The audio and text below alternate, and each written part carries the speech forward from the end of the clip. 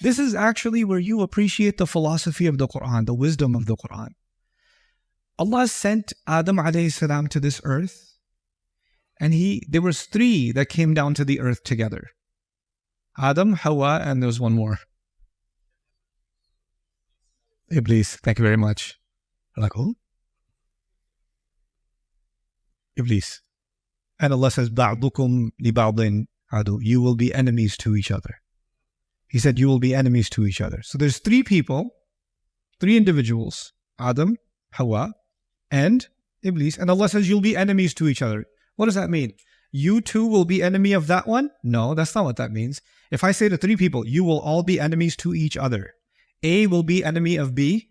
A will also be enemy of C. B will be enemy of A and C. C of A and B. You understand? It's going to go. So Shaitan's job is to make sure that you become an enemy with who? The man becomes an enemy too. And then they become enemies of their children. And their children become enemies of each other. And the animosity spreads. That's the whole. It started with man and wife. Allah is saying in the Quran, you solve that conflict. You address that conflict.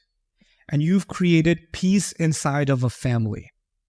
If you've created peace inside of a family, you're going to raise children in what? Peace. And those children, because they have learned peace, will then create families that also have what? Peace. Peace will become viral. But if you have conflict here, then what will you pass down to coming generations? Conflict. You'll pass conflict down. Conflict. And you will be enemies to each other. Now, the Rasul ﷺ is going to war for the sake of Allah.